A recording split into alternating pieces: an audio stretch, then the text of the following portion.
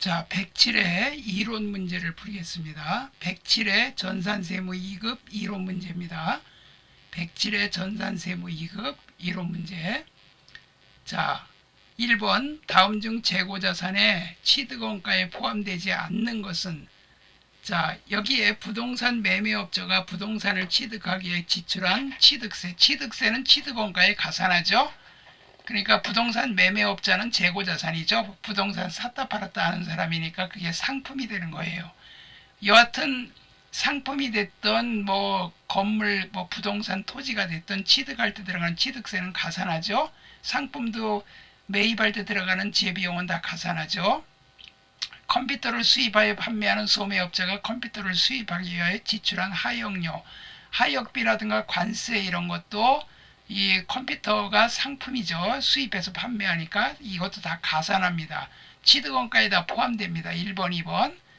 그 다음에 제품 제조 과정에서 발생하는 직접 재료 원가, 당연히 재료, 직접 재료비, 직접 농업비, 제조 간접비는 다 제조원가에 포함이 되죠. 취득원가에 포함됩니다. 그 원가에. 그러나 가전제품 판매업자가 가전제품을 홍보하기 위하여 지출한 광고비, 이거는 광고 순전비라 그냥 판매비와 일반관리비 비용이죠. 이거는. 그 3번이 포함되지 않는 이유, 3번이 답이 됩니다. 그 다음에 2번, 다음 중 아래 자료의 거래로 변동이 있는 자본 항목끼리 바르게 짝지어진 것은, 자본 항목끼리라 그랬어요. 자기 주식 300주, 액면 500원을 주당 600원에 취득했어요. 자기가 발행한 주식을 자기가 취득한 거예요. 그러면 6, 3, 18 하니까 18만 원이 나와요. 그럼 18만 원 자기 주식하고 뭐 현금으로 주고 샀다고 합시다. 그럼 18만 원 들어왔어요. 이 자기 주식은 자본 조정이죠. 그 다음에 200주는 주당 500원에 매각했어요. 600원에 사다가 500원에 팔았어요. 200주.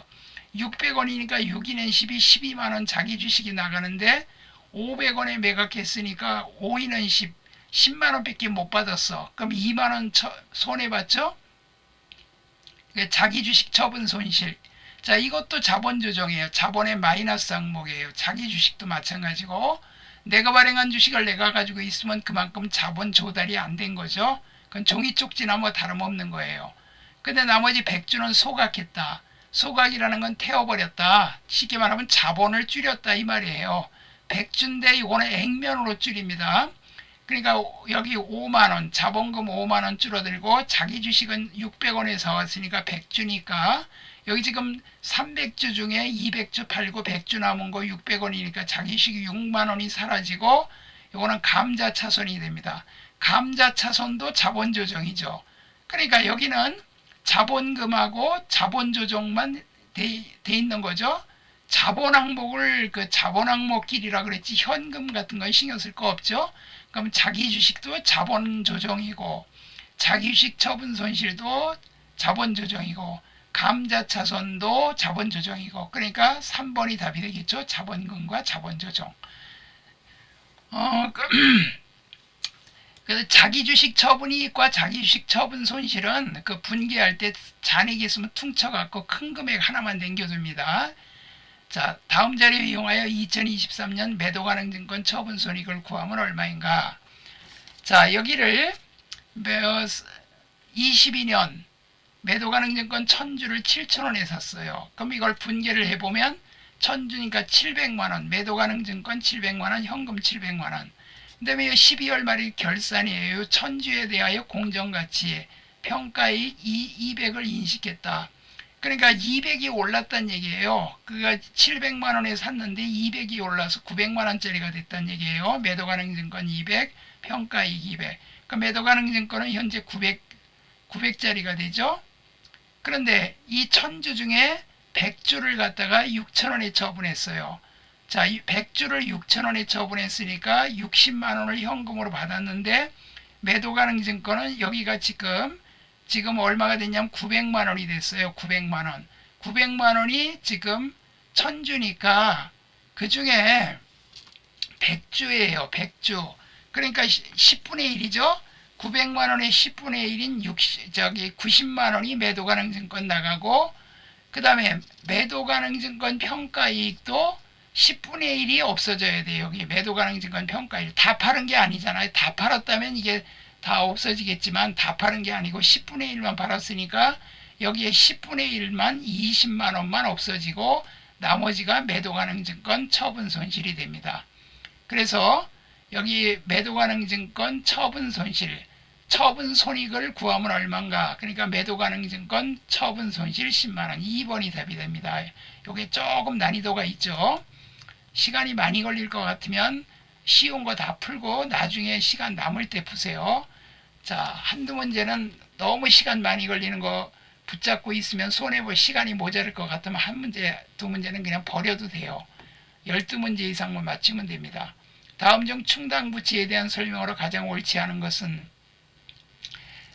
충당부채의 명목금액과 현재가치 차이가 중요한 경우 의무를 이행하기 위하여 예상되는 지출액의 미래가치로 평가한다. 자, 이거는 현재가치로 평가해야 돼요. 미래가치는 이거는 미래가치는 뭐 현재 100만 원이 미래에 얼마가 되느냐 뭐 이런 걸 따지는 건데 화폐 가치가 보통 다 떨어지죠. 근데 충당부채는 메꿔야 될 부채예요. 그러니까 이거는 현재 시점에서 예측을 해보건데 우리가 어느 정도 들어갈 것 같다 하는 것은 현재 가치로 평가를 해줘야 돼요. 미래 가치로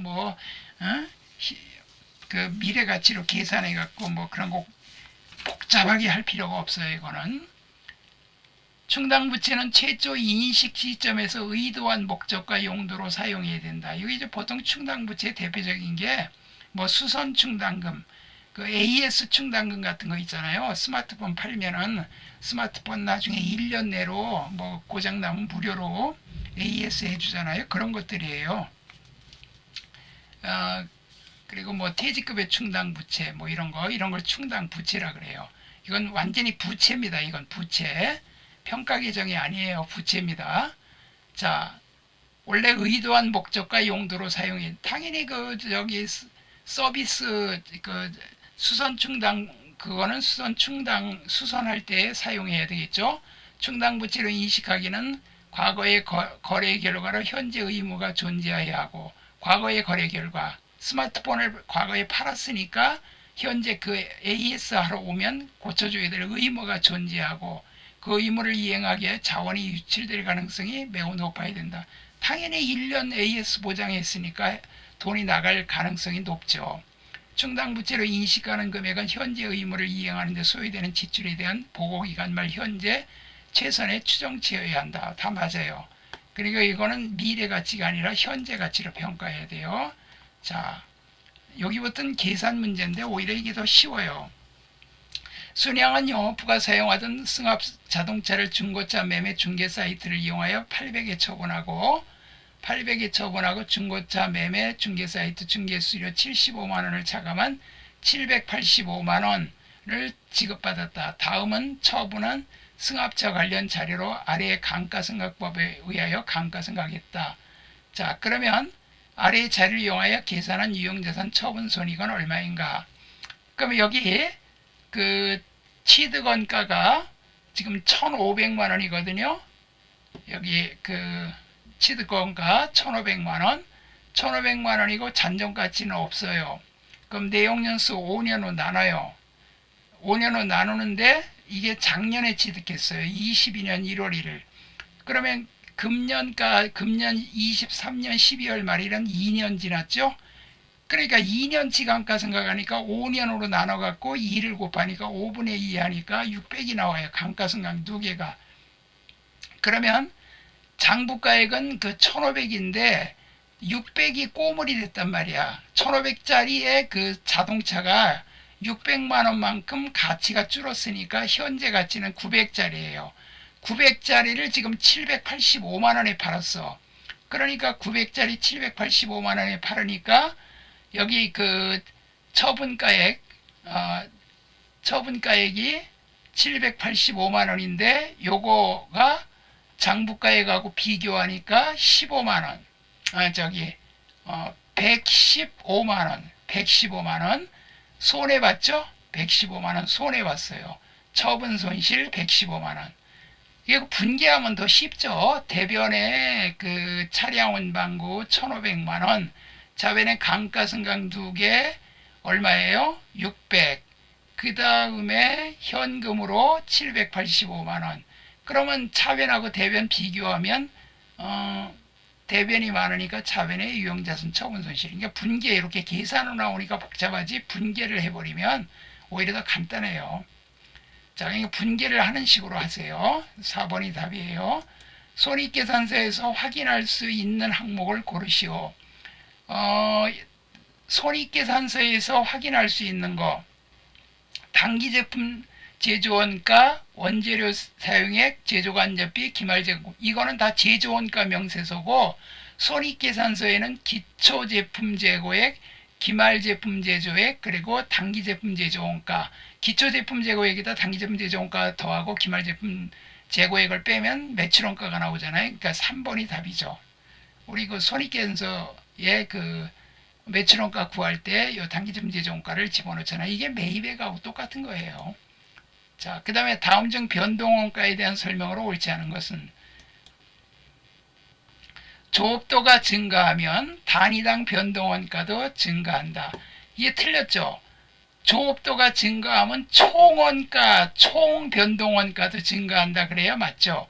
자, 이거 빵을 만들 때 하나 만들 때 100원, 2개 만들 때 200원, 3개 만들 때 300원, 4개 만들 때 400원, 5개 만들면 500원. 그러면 나누면은 100원, 100원, 100원, 100원 똑같아요, 단가는. 요런 거를 조심하세요. 단위당이냐, 총액이냐. 그러니까 변동원가는 총액은 변하는데 단위당 원가는 일정하다. 그래서 1번이 틀렸어요. 조업도가 감소하면 총변동원가도 감소한다. 총원가니까 감소하겠죠. 직접재료원가는 대표적인 변동원가다. 그렇죠. 직접재료비, 직접농업이란 그 제품 생산량에 따라서 생산량 또는 작업시간에 따라서 이게 변동이 돼요. 자, 그래서 변동원가고, 일반적으로 단위당 변동원가가 조업도를, 변동원가의 조업도를 곱하여 총변동원가를 계산한다. 자, 생산량, 이게 조업도는 이렇게 생각하면 돼요. 생산량. 단위당 한 개 만드는데, 저기 100원 들어간다면 100원 곱하기 5개 만들었다면 5개 곱하면 500원. 총 원가는 500원 들어갔다. 그래서 1번이 좀 틀렸어요. 총 변동원가가 증가하지 단위당 변동원가는 일정하죠. 그 다음에 종합원가 계산의 특징으로 가장 옳은 것은, 1번은 직접원가, 간접원가는 이건 개별원가죠. 단일 종류의 제품을 연속적으로 대량, 이게 맞죠. 2번이. 그 다음에 고객의 주문이나 고객이 원하는 형태, 이건 개별원가죠. 제조간접원가는 직접 추정할 수 없으므로 배부기준 사용하여 배부율, 이것도 개별원가 계산이죠. 그러니까 2번이에요. 그 다음에 다음의 자료에 의하여 직접 노무원가를 계산하면 얼마인가? 직접 원가가 40만 원이고요. 가공 원가가 50만 원인데 단기 총제조 원가가 80이에요. 여기에 직접 원가가 지금 40이에요. 직접 원가가 40. 이거는 직접 재래비, 직접 농업이에요. 직접 재래비, 직접 농업이. 그러면 여기 지금 80만 원 단기 총제조 원가에서 여기서 가공비를 빼게 되면 가공원가를 빼면, 가공원가가 뭐예요? 직접 농업비와 제조간접비를 말하는 거죠. 그러면 이게 30만 원이 나오거든요. 단기 총제조 비용이 30만 원.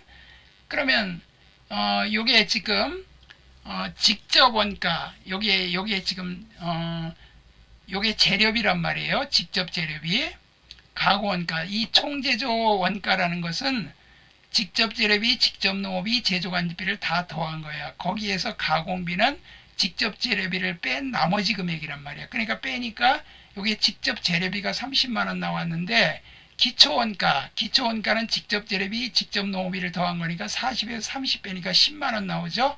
10만 원이에요. 여러분들 이거 헷갈리지 말아야 돼요. 조금 헷갈릴 수가 있는데, 총제조 원가에서 가공비 빼면 직접 재료비가 나오는데, 직접 원가는 직접 재료비와 직접 농업비를 더한 거니까 40에서 30 빼면 10만 원 나온다. 그래서 1번이 답이에요.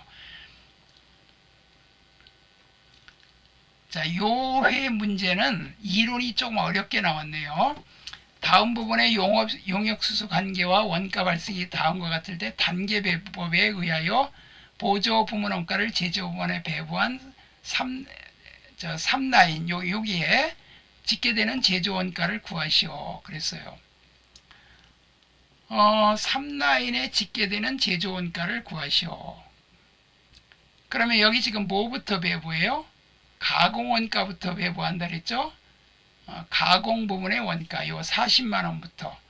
그러면 요거는 요 40만원을 갖다가 배부할 때 여기 요거 50% 있잖아요. 요거 자기는 배부하면 안 돼요. 요거 필요 없어요. 요 20%는 지우세요. 그러니까 요거부터 배부하면 자기 거는 필요 없어요. 요거 지워버리시고 40만원을 요리로 쪼개줘요. 그러면 여기에 그 40만원에 50% 여긴 20만원 가고 여기는 3, 42, 12만원 가죠. 그 다음에 여기는 4, 2, 8, 8만원 가죠. 이렇게 그 연마 부분 여기 지금 뭐 5라인은 뭐 계산할 것도 없네. 3라인 거만 구하니까. 자, 여기 3라인이 3, 40 여기에 지금 40만원이 있으니까 이거 더하고 이거 더하면 100%잖아요. 100%니까 가공 부분 여기는 12만원이 배부됐어요. 12만원 배부되고 연마 부분에 20만원이 배부됐어요. 자, 여기에 20만원 배부된 이 연마 부분을 조심하셔야 돼요. 40만원을 50%니까 절반 20만원이 여기 갔다고.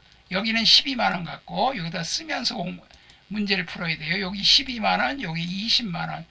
여기는 8만원인데 이 5라인 구하는 게 아니라 3라인 구하니까 이건 20만원, 요거는 12만원. 그런데 요 20만원 온 거를 다시 이제 마지막으로 제조 부문에만 쪼개야 돼. 요거 20만원 온 거에다 20만원 더하면 40만원이죠. 이 40만원을 갖다가 여기다가 쪼개줘야 돼요. 40만원을 요 합친 40만원을 쪼개주는데 어떻게 쪼개주냐면 여기 지금 보니까 연마 부문이 요 35와 45예요. 이건 필요 없어요. 그럼 이거 두 개 더하니까 80이죠. 그럼 여기 보시면 80분의 35. 그래서 여기 지금 요거 두 개 더한 거 40만원 곱하기 80분의 35를 하면 여기가 17만 5천원 나와요. 여기다 17만 5천원 쓰세요. 여기 17만 5천원 여기 왔고 여긴 12만원이 왔어. 그러면 12만원 왔고 17만 5천원 왔으니까 29만 5천원에다가 50에다 29만 5천원 더하니까 79만 5천원. 그러니까 4번이 답이에요. 이거 제가 프린트해서 계산하는 거 해드렸었어요. 그거를 참고하세요. 얘부터 배부하니까 얘는 필요 없다. 그래서 요거를 여기 세 군데 배부하면 여기 20 왔고 더한 40을 갖다가 요거 두 개, 요거 80분의 35 온 거, 그게 지금 얼마가 왔냐면 17만 5천원 왔고 4, 32, 12만원 왔고 이 세 개 다 더하면 되죠. 조심할 점은 여기 20만원 온 거하고 20하고 합쳐서 40을 갖고 쪼개줘야 돼요. 절대 20만원만 갖고 쪼개주면 안 됩니다. 자, 그 다음에 부가가치세법상 신용카드 매출전표 발급에 대한 세액공제에 대한 설명으로 틀린 것은 이거는 신용카드 여기에 2번에 여기 보니까 공제금에 연간 500을 한도로 하다 12월까지는 연간 1천만원 한도로 한다. 발급 금액은 이게 지금 여기 각 과세 기간마다 500이 아니고 연간 500이에요. 그래서 이게 틀린 거예요. 연간 500. 그런데 올해 말까지는 1천만원 한도인데 500만원으로 외우시면 돼요. 결제 금액이 1%. 금년 말까지는 1.3%. 이게 지금 뭐냐면요. 개인 기업이 신용카드로다가 물건을 팔게 되면 탈세 안 하는 거니까 세금 깎아줄게, 부가세 깎아줄게 해서 1% 깎아주는 거예요. 이제는 1%로 외우시면 돼요. 500하고 1%, 500만원 한도로 1년에 500, 그리고 1%. 각 과세기간마다 500이면 1년에 두 번 하는 거니까 이게 틀렸어요. 과세기간 예정 확정으로 따지면 4번 하는 거라 이게 말이 안 돼요. 1년에 연간 500만원. 그래서 2번이 틀렸어요. 법인사업자와 직전 연도에 재화 용역 공급가액이 합계액이 사업장별로 10억을 초과하는 개인사업자는 적용 대상에서 제외한다. 이게 신용카드 매출 전표 발급에 대한 세액공제예요. 이 부가세 신고서를 보시면 그 밑에 개인 기업일 때만 공제해줘요. 그래서 법인 사업자는 공제 안 되고 개인 사업자도 10억을 초과하는 사람은 안 돼요. 그런 사업장은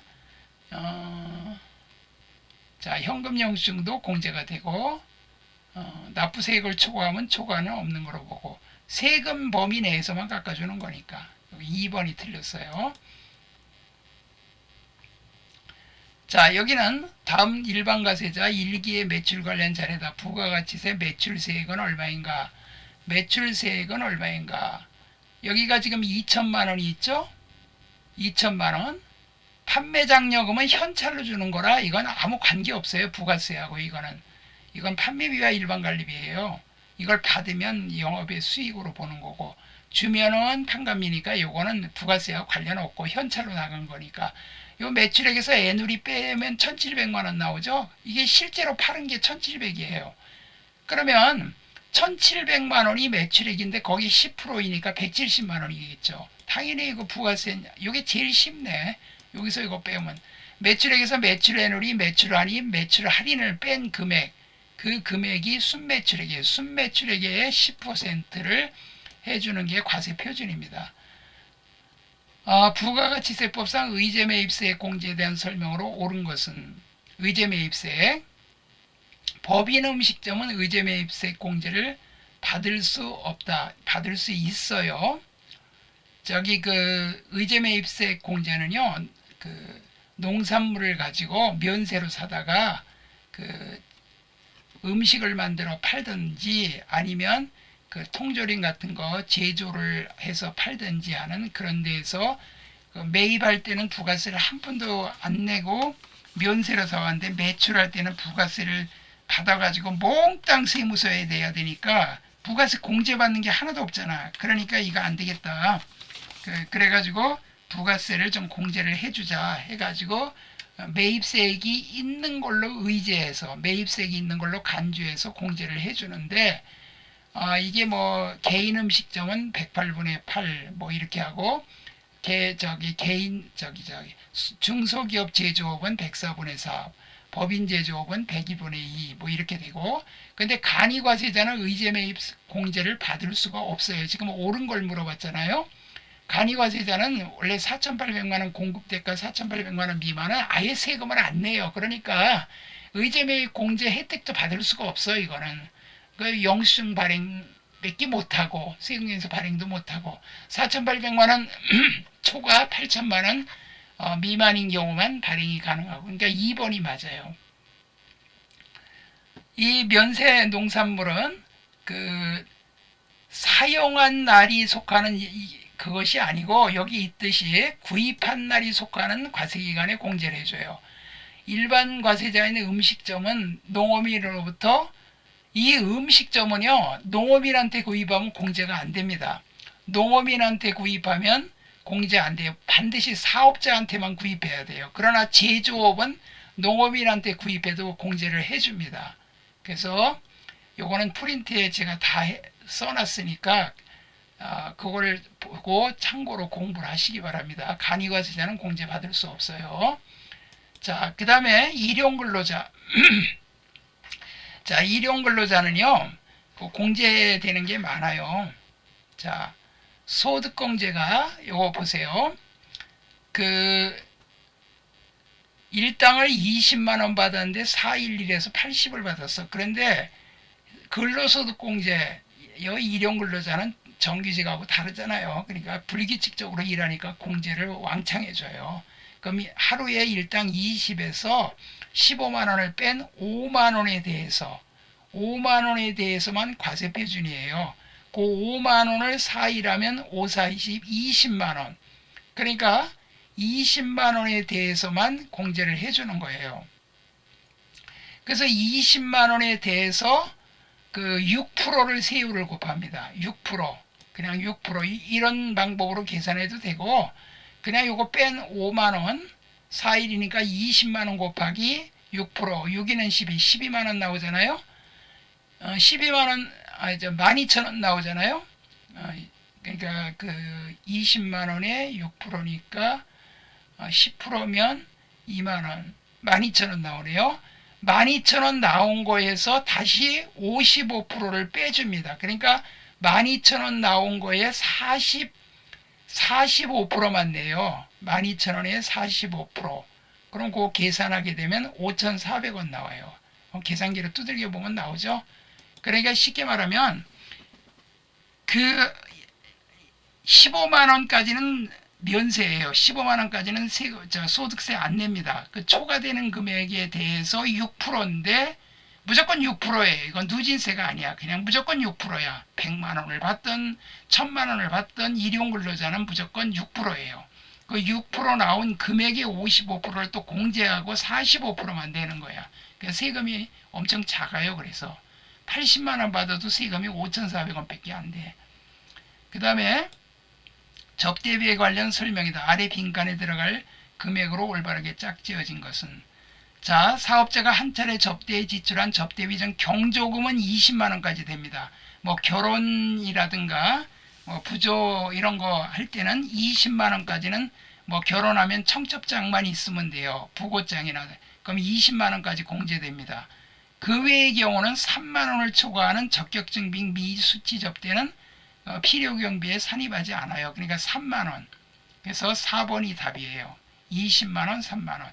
그래서 그 간이 영수증, 기이 따른 영수증은요, 3만원짜리만, 3만원까지만 공제가 되고, 초과되는 건 안 돼. 그래서 이제 어떻게 하냐면, 실무에서는, 뭐, 예를 들어 10만원을 결제했다. 그러면 그 사람이 뭐, 신용카드라든가 뭐 이런 거 발급을 안 해준다. 현금 영수증. 그러면 원래 해줘야 돼요. 안 해주면 신고하면 그 사람,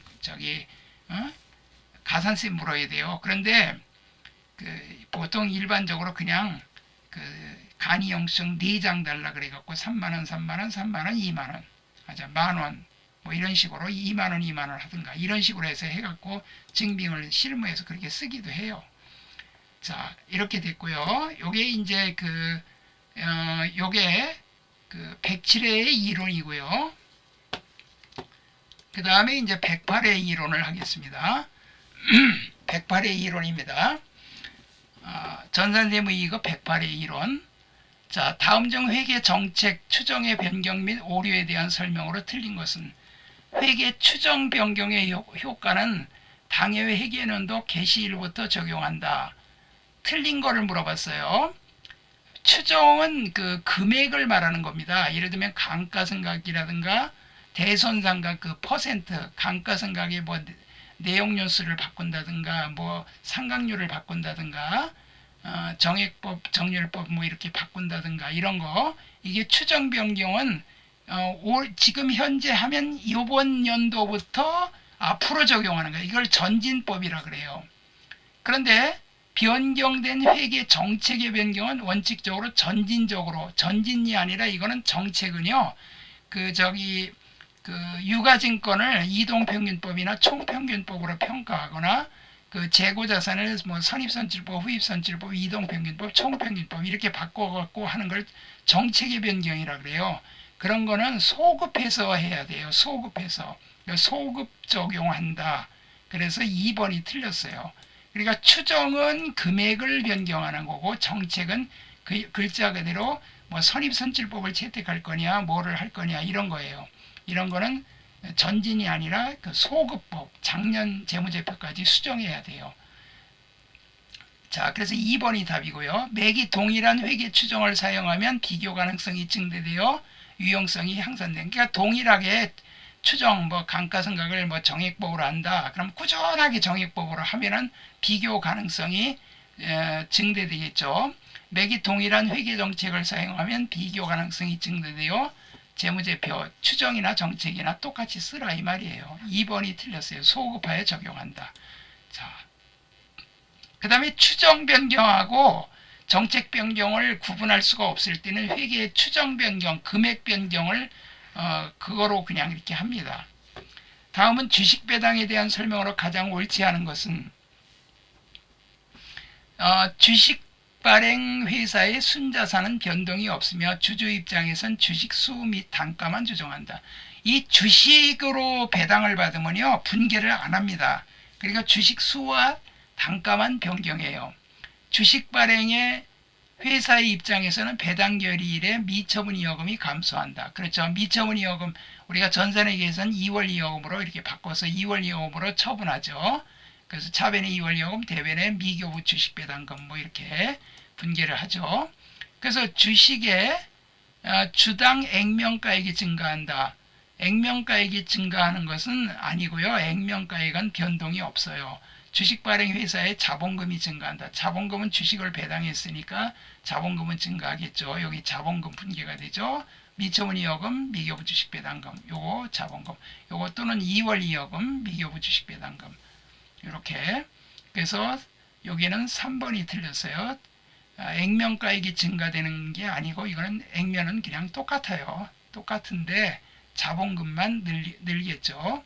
뭐 이익이여금을 자본에 전입한다. 그러면 자본 총계는 변함이 없고 자본금만 증가하죠. 이익이여금은 감소하고. 비용의 인식이란 비용이 기속되는 보고기간을 결정하는 것을 말하며 관련 수익과 대응 여부에 따라 수익의 직접 대응, 합리적인 기간 배분, 단기의 즉시 인식의 세 가지 방법이 있다. 다음 중 비용 인식의 성격이 나머지와 다른 하나는 뭔가? 자, 여기서 보시면 급여 같은 경우는 뭐 월급 주면 뭐 그냥 금년 월급 준 건 금년 비용, 광고 순전비도 마찬가지, 접대비도 마찬가지. 그러나 감가상각비는 내역연수 5년이다. 그럼 5년 동안 나눠가지고 하니까 이건 비용 배분이죠.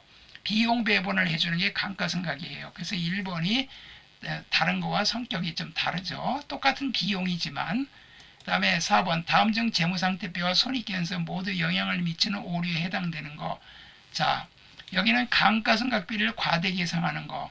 그러면 감가상각비, 차변의 감가상각비, 대변의 감가상각 누계. 그러면 감가상각비란 비용이 변하니까 손익계산서가 바뀌게, 손익계산서의 비용이 늘어나고 감가상각 누계. 그러면 이건 자산의 차감 계정이니까 자산의 가치가 줄어드니까 자산의 가치는 자산은 재무상태표죠. 그러니까 두 군데 변해요. 그 다음에 만기가 1년 이내 도래하는 장기 채무를 유동성 대체하지 않는 경우. 이거 뭐 유동성 장기 부채나 그 다음에 그 장기 부채나 똑같이 재무상태표잖아요. 매출 할인을 영업의 비용으로 회계 처리. 매출 할인은 매출에서 빼는 건데 그 수익에서 줄였잖아. 그럼 비용도 수익에서 줄이는 거니까 마찬가지예요. 장기성 매출 채권을 매출 채권으로 분류한 경우. 뭐 자산이니까 다 이거는 재무상태표에서만 바뀌고, 이것도 재무상태표에서만 바뀌고, 이거는 손익계산서에만 바뀌고, 이거는 손익계산서와 재무상태 다 바뀌니까 4번이 답이 되겠죠. 아래 기말 재고 자산에 포함되어야 할 금액은 얼마인가? 이건 별표해 놓으세요. 시험에 잘 나옵니다. 그 기말 재고액에 선적지 인도 조건으로 매입한 미착 상품. 이거는 배에다가 실는 순간 우리 거가 되는 거예요. 그러니까 이거는 기말 재고 자산에다가 선적지, 저기 내가 뭐 미국에서 뭘 수입한다. 그러면 미국에서 배에다가 선적하는 순간 내 거가 되는 게 선적지 인도 조건이에요. 그러면 그때는 요거는 플러스가 돼요. 도착지 인도 조건은 가산하면 안 돼요. 도착지 인도 조건으로는 이거는 도착해야 내 거가 돼. 그러나 거꾸로 판매했을 때 도착지 인도 조건으로 판매해 운송 중인 상품, 이거는 내가 상대방한테 도착이 돼야 물건이 나가는 거예요. 그러니까 도착할 때까지는 아직까지 내 물건이야. 그러니까 이거는 플러스, 요것도 플러스, 요것도 플러스. 담보로 저당한 저당 상품. 자, 이거는 뭐예요? 상품을 갖다 맡겨서 상품을 갖다 줬지만 이거는 아직까지 내 거기 때문에 그건 내 거에다가 플러스 해줘야 돼. 반품률을 합리적으로 추정 가능한 상태로 판매한 상품. 이거는 그냥 팔린 거예요. 반품률을 일부 반품되더라도 팔리긴 팔린 거잖아. 그러니까 이 세 개만 더하면 돼요. 그럼 400, 900. 정답은 3번이 되겠죠. 제조업에서 사용하는 비품의 감가상각비를 판매부서 감가상각비로 회계 처리한 경우 해당 오류가 손익계산서에 미치는 영향으로 옳은 것은 당기에 생산한 제품 모두 당기에 판매되고 기초 기말제공가 없는 것으로 가정한다. 자, 그 비품의 감가, 제조부서의 비품의 감가상각비, 이거를 판매부서의 감가상각비를 했어. 그러면 원래 이거 당기제품 제조원가에 그 가산해야 될 금액이거든요. 당기제품 제조원가에 가산해야 될 금액이야. 왜냐면 그 제조부서는 제조원가 명세서 제공품 계정에다가 이거를 집어넣어야 돼. 그러면 당기제품 제조원가가 늘어나야 되는데 이거를 안 하고 손익계산서로 넘어갔으니까 당기제품 제조원가가 그만큼 줄어들었죠. 그럼 당기제품 제조원가가 줄어들면 기초제품에다가 당기제품 제조원가 더하고 기말제품을 빼는데 제품 매출원가가 그만큼 적게 계산되겠죠. 그래서 1번이 답이에요. 자, 그 다음에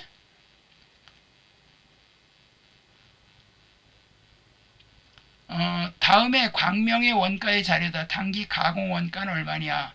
가공원가는 여기 그 직접 재료 구입액, 직접 재료 기말 재고액, 이거 재료비는 관계없어요. 가공비는 무조건 직접 노무 원가에다가 제조간접비를 더한 거야.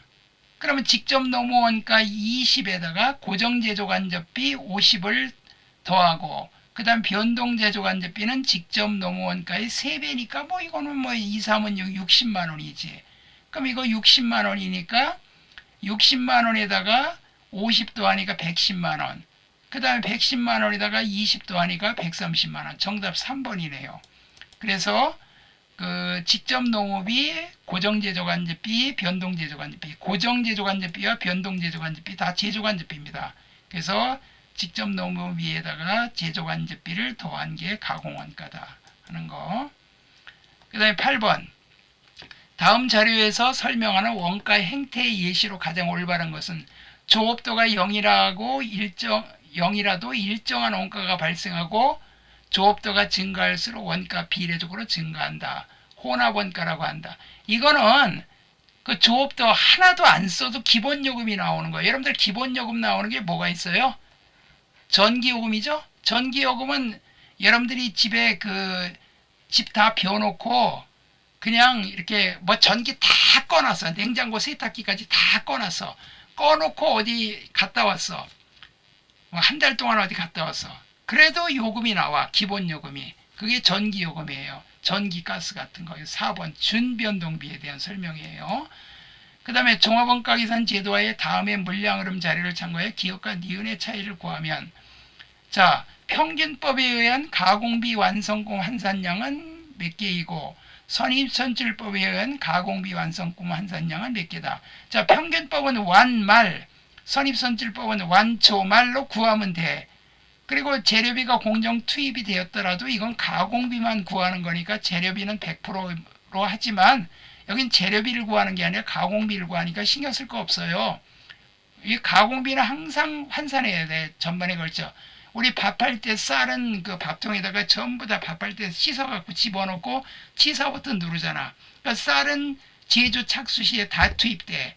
그러나 가공비 전기료 같은 거 이런 거는 어때요? 전기료 같은 거는 이게 밥이 되면서 전기가 써지니까 환산을 해줘야 돼. 자, 그러면 평균법부터 완말 완성이 몇 개예요? 800개죠? 800개에다가 200개에 50%니까 100개죠? 그러면 여기에 900개가 나와요. 자, 평균법은 900개예요. 선입선출법은 완초 말이죠. 완성 800개 빼기 300개에 40%니까 120개. 자, 800개 빼기 120개. 그 다음에 더하기 5인은 10 100개. 그럼 100개. 그러면 몇 개가 나와요? 780개 나오죠? 요건 780개, 요거는 900개. 완말이니까 보세요.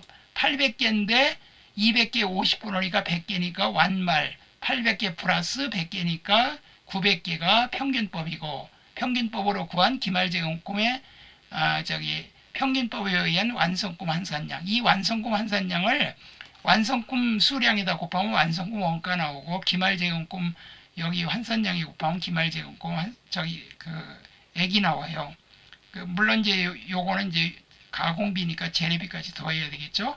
여하튼 900에서 780개를 빼니까 이거 선입비원 완초말로 하니까 800개 빼기 4, 32, 120개 더하기 5, 10, 100개 하니까 780개. 그래서 빼니까 120개. 정답은 2번이 되겠죠. 10번. 다음 중 공선 및 작업폐물 회계 처리에 대한 설명으로 틀린 것은 자, 정상적이면서 모든 작업에 모든 작업에 공통되는 공선 원가는 공선이 발생한 제조업원에 부과하여 제조 간접 원가의 배부 과정을 통해 모든 작업에 배부되도록 한다. 맞고요. 비정상 공선의 제조 원가가 8만 원이고 처분 가치가 만 원이라면 다음과 같이 회계 처리한다. 그래서 8만 원이 재공품에서 빠지면서 그 다음에 그 처분 가치가 만 원이 있으면 이건 팔아서 돈을 받을 수 있으니까 공선품 자산으로 했다가 나중에 팔면 돼. 그런데 그 나머지는 가치가 없어. 그러면 공선 손실로 분기하면 돼요. 그 다음에 작업 회물이 정상적이면서 모든 작업에 공통되는 경우 처분 가치를 제조간접비에서 차감한다. 작업 회물은 제조간접비에서 차감을 해줍니다. 그 공선품은 불합격품이고 작업 회물은 그 찌꺼기예요. 그 옷 만들 때 옷 조각, 그 다음에 뭐 철판 가공할 때 그 철 조각, 책 만들 때 이렇게 재단하면 그 종이 쪽지 뭐 이런 게 작업 회물이에요. 그 다음에 작업 회물이 비정상적인 경우 작업 회물의 매각 가치를 제조원가에서 차감한다. 그냥 이 작업 회물은요, 이 그 기타 수익, 그냥 잡이익으로 처리합니다. 작업 회물은 이건 거의 그냥 뭐 이거는 뭐 신경 안 써요. 이거는 그냥 그 종이 같은 거 이렇게 발면한 그 재활용품 파는 거하고 똑같이 현금 대변의 잡이익 이렇게 처리해요. 자, 여기까지 했고, 다음 중 부가가치세법에 따른 과세거래에 대한 설명으로 틀린 것은 자기가 주요자재의 일부를 부담하는 가공계약에 따라 생산된 재화를 인도하는 것은 재화의 공급으로 본다. 이거 재화의 공급 맞아요. 자기가 주요자재의 일부를 부담했다면 자기가 재료비가 들어갔으니까 재화의 공급으로 봐요. 그러나 그 건설업은 자재의 일부를 부담하든 전부를 부담하든 건설업은 무조건 용역의 공급이에요. 건설업을 제외한 나머지가 자재의 일부를 부담하면 이건 재화의 공급입니다. 그 다음에 사업자가 위탁 가공을 위하여 원자재를 국외의 수탁 가공업자가 대가 없이 반출하는 것은 재화의 공급으로 보지 않는다. 자, 위탁 가공을 위하여 원자재 국외 가공업자에게 대가 없이 반출하. 이거는 뭐야? 그 위탁 가공을 위해서 이거 만들어 주세요 하는 거지. 이거 파는 게 아니잖아. 그러니까 재화의 공급으로 안 보죠. 그 부가세 받으면 누가 이 일을 하겠어요. 그 다음에 4번 사업자가 특수관계인에게 사업용 부동산의 임대 용역을 제공하는 것은 용역의 공급으로 본다. 원래 용역의 공급은요, 그 서비스는 원래 그냥 무료로 서비스 해줘. 그냥 무료로 가서 일해줬어. 그런 거는 원래 부가세가 없어요. 그러나 부동산 임대 특수관계인은 누굴 말하냐면 주주나 임원이나 그 다음에 그 가족관계에 있는 사람들, 이런 사람들한테 이걸 임대할 때는 야 니네가 그저 부가세 못 받잖아. 그러니까 그 시가로 받을 금액의 10% 부가세 내라 이거예요. 그래서 용역 공급으로 부가세를 내야 돼요. 그 다음에 주된 사업과 관련하여 용역의 제공 과정에서 필연적으로 생기는 재화의 공급은 주된 용역의 공급에 포함되는 것으로 본다. 용역의 제공 과정에서 여기 뭐라고 봤나 보세요. 주된 사업과 관련하여 주된 재화의 생산 과정이나 용역의 제공 과정에서 필연적으로 생기는 재화의 공급은 별도의 공급으로 보되 과세 면세 여부 등은 주된 사업의 과세 및 면세 여부 등을 따진다.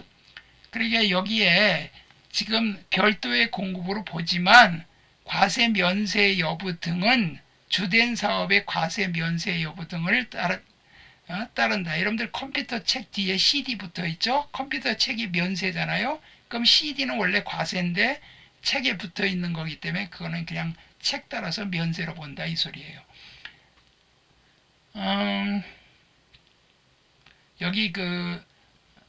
여기에 요거는 이제 별개로 한다. 별개로 하지만 그 과세 면세 판정은